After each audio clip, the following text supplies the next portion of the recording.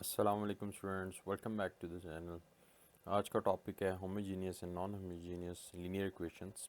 ये एक्सरसाइज 2.4 से pair video है, या अगर आप एग्जामिनेशन की प्रिपरेशन के उस हवाले से इस चैनल पे आए और इस वीडियो तक पहुँचे आप, तो काफ़ी थक गए होंगे पहुँचते पहुँचते, लेकिन फिर भी इसको देखें ताकि समझें क्या होती है। अगर एक मैं लीनियर इक्वेशन लेता हूँ, जैसे a1x plus b1y is equal to k1, और एक और लेता हूँ equation a2x plus b2y is equal to k2, तो अगर k1 और k2 is not equal to zero है, तो फिर ये आपकी सिंपली नॉन होमोजीनियस कहलाएगी, नॉन होमोजीनियस। और अगर आपकी ये वैल्यूज़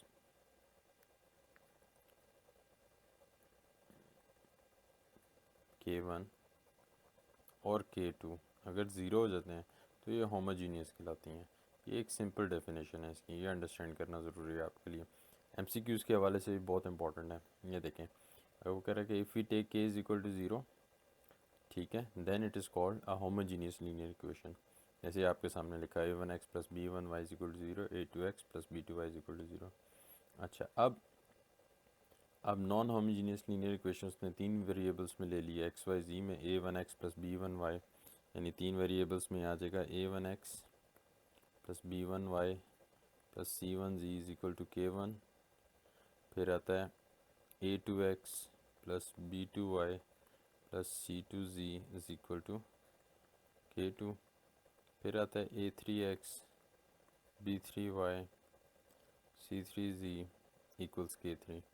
तो इसको अगर आप k ज़ीरो लेंगे, ये इसमें k कोई वैल्यू होगी तो नॉन होमोजीनियस, ज़ीरो लेंगे तो होमोजीनियस आ जाएगी।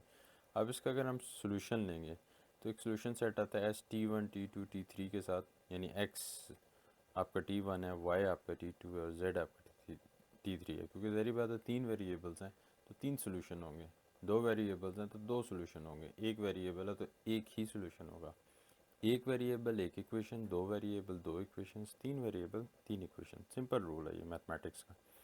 तो अगर वो ये कह रहा है ट्रिवियल सोल्यूशन क्या होता है कि अगर सारे ज़ीरो हो जाएं, यानी आपका x1 एक्स वाई और जी, t1 t2 और t3 ज़ीरो हो जाएं, तो ट्रिवियल होता है।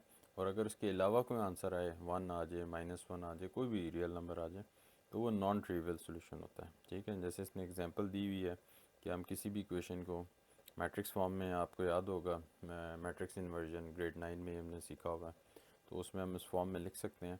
तो इसको इकट्ठा करके भी लिख सकते हैं। तो ए को मैट्रिक्स ऑफ कोफिशिएंट्स कहलाता है। उसके जो वैल्यूज़ हैं के की, वो उसको लाइन लगा के उसके साथ लिख दें, ठीक है ना। तो उसका जो न्यू मैट्रिक्स है, जो फॉर्म आपने की a/b वाला, इसको ऑगमेंटेड मैट्रिक्स कहते हैं ऑफ द गिवन सिस्टम। तो ये एक मैं आपको बता दूं कि मतलब अगर आप इसको ऐसे कर दें, a1 a2 a3 इसके कोफिशिएंट्स लिख लें, b1 b2 b3 c1 c2 c3, और k1 k2 k3, ये तो इसको कहते हैं ऑगमेंटेड ऑगमेंटेड मैट्रिक्स आपका आ जाता है ये।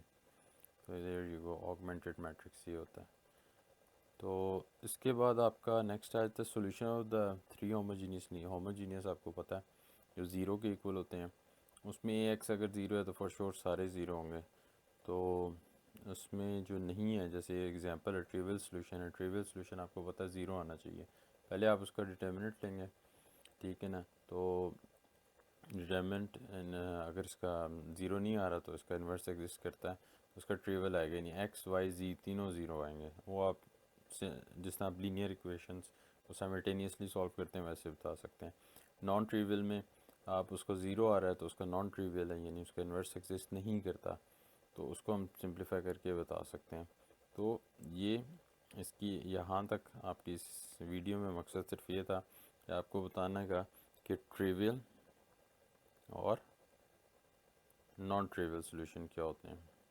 नॉन ट्रिवियल मतलब कोई वैल्यू आएगी, और ट्रिवियल में एक्स हो, वाई हो, जेड हो, ज़ीरो आता है, ये देख लें।